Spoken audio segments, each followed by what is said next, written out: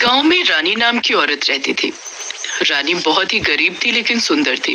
वो तरबूज बेच बेच कर अपना गुजारा किया करती थी। तरबूज बेचने से उसे ठीक ठाक कमाई हो जाती थी, जिससे वो अपनी माँ कौशल्या का इलाज करवा पाती थी। एक दिन रोज की ही तरह रानी तरबूज बेचने जाती है। तरबूज ले लो तरबूज, रसीले रसीले लाल लाल तरबूज, एक बार खाओगे लाल हो जाओगे।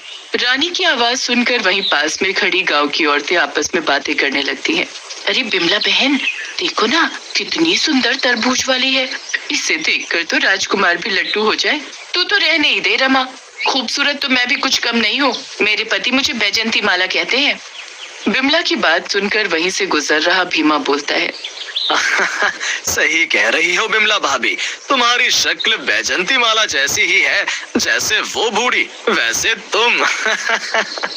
रुक, अभी मजा चखाती हूँ तुझे। बहुत मजाक सूझ रहा है ना तुझे। रुक, इधर आ। भीमा वहां से भाग जाता है, लेकिन भीमा की बात सुनकर वहीं पास में खड़ी रानी हंसने लगती है।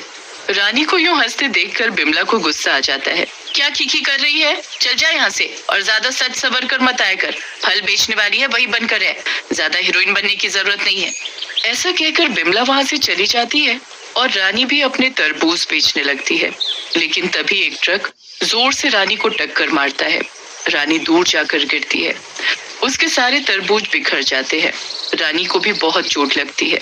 आह, कोई मुझे पानी दे दो, मेरा सर दर्द से फटा जा रहा है। पानी दे दो, नहीं तो मैं मर जाऊंगी। कोई डॉक्टर को बुला दो। लेकिन कोई भी राहगीर उसे पानी नहीं देता। थोड़ी ही देर में रानी की मौत हो जाती है। मरने के बाद रानी एक चुड़ैल बन जाती है। इन दुष्टों ने मेरे साथ बहुत बुरा किया।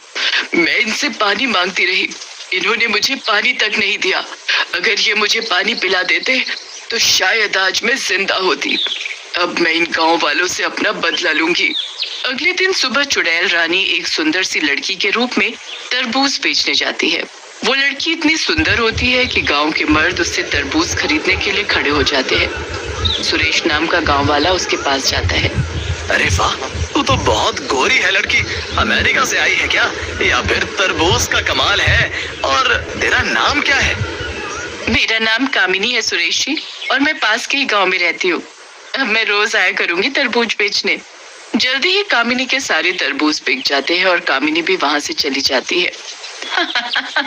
खाओ खाओ, खूब तरबूज खाओ, तुम सबको रात में पता चलेगा। उधर गांव वाले भी खूब मजे से लाल लाल तरबूज खाते हैं। उसी रात जिन जिन लोगों ने तरबूज खाया होता है, सबके पेट में दर्द होता है और वो जंगल में निकल जाते हैं। हाय रे, कितना दर्द हो रहा है मेरे पेट में। ऐसा लग रहा है कोई मेरा पेट ही खींच लेगा। सही कह रहे हो भाई, मेरे साथ भी हो रहा है। ऐसा दर्द तो आज तक नहीं हुआ। तभी वहां चुड़ैल आ जाती है। चुड़ैल को देखकर सब घबरा जाते हैं। चुड़ैल उन लोगों से बोलती है। बस कुछ देर की और बात है, फिर तुम्हें जिंदगी में कभी कहीं दर्द नहीं होगा। इससे पहले कोई गांव वाला कुछ समझता, वहां खड़े सारे गांव वाले तरबूज बन जाते हैं। मेरे जादू से ये सब तरबूज बन गए हैं। अब इन्हीं को बेचकर और पैसे कमाऊंगी मैं। फिर चुड़ैल उन सारे तरबूजों को लेकर वहां से चली जाती है। अगले दिन सुबह चुड़ैल फिर से कामिनी के रूप में तरबूज बेचने निकल पड़ती है। रोज की तरह आज भी उसे गांव वाले घेर लेते हैं और थोड़ी ही देर में सारे तरबूज बिक जाते हैं। खाओ खाओ, खूब तरबूज खाओ। मूर्खों, तुम सब एक दूसरे को ही खा रहे हो। रात में गांव वालों को फिर से पेट में दर्द होता है और वो शौच के लिए जाते हैं, लेकिन चुड़ैल उन्हें तरबूज बना देती है। ये सिलसिला कई दिनों तक चलता रहता है और गांव में कम हो रहे मर्दों की वजह से गांव वाले भी परेशान हो जाते हैं। एक दिन कामिनी फल बेच रही होती है। तभी सुरेश आता है। उसके साथ उसके दोस्त भी होते हैं। अरे क्या हुआ सुरेश जी, बहुत परेशान लग रहे हो, क्या बात हो गई? कामिनी की बात सुनकर सुरेश दुखी मन से कहता है, अब क्या बताऊं तुम्हें कामिनी, मेरा मन बहुत उदास है। मेरे गांव के इतने लोग गायब हो गए, उनका कहीं भी कुछ पता नहीं चल रहा। सुरेश की बात सुनकर कामिनी बोलती है, बात तो सचमुच दुख की है सुरेश जी, आप चिंता मत करिए, आपके दोस्त मिल जाएंगे। एक काम करो, आज आप सारे दोस्त मेरी तरफ से मुफ्त में तरबूज ले जाओ। सुरेश के मना करने के बावजूद कामिनी जबरदस्ती उसे तरबूज दे देती है। सुरेश और उसके दोस्त तरबूज लेकर चल पड़ते हैं। कुछ दूर जाने पर सुरेश का दोस्त टिंकू सुरेश से बोलता है, सुरेश भाई, आज मैं तेरे घर ही रहूंगा, मेरा मन बड़ा उदास है, अकेले मन नहीं लगेगा। फिर टिंकू और बाकी के दोस्त सुरेश के घर जाते हैं। धीरे धीरे रात हो जाती है। टिंकू को बहुत जोरों की भूख लगी होती है। वो तरबूज काटकर सुरेश और बाकी लोगों के लिए ले आता है। लो दोस्तों, चलो मिलकर थोड़ा सा तरबूज खा लेते हैं, बड़े जोरों की भूख लगी है। टिंकू के कहने पर सुरेश को छोड़कर सभी लोग तरबूज खा लेते हैं और सो जाते हैं। रात होते ही सुरेश को छोड़कर बाकी सबके पेट में जोर से दर्द होता है। टिंकू सुरेश के पास जाता है और बोलता है, सुरेश भाई, पेट में बहुत जोरों का दर्द हो रहा है, ऐसा लग रहा है जैसे कोई पेट की सारी नसें खींच रहा हो। तभी बाकी के दोस्त भी आ जाते हैं और सुरेश को वही समस्या बताते हैं और उसके बाद जंगल के लिए चले जाते हैं। जाओ जल्दी से जंगल, यहाँ मत कर देना। और इस ननकू को देखो कैसे दुर्गंध फैला रहा है, जाओ हट कर आओ।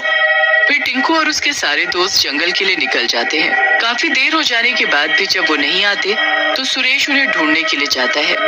कहाँ मर गए सबके सब, एक तो भर भर कर तरबूज खा लिया और अब इन्हें ढूंढो, यही जिंदगी रह गई है बस।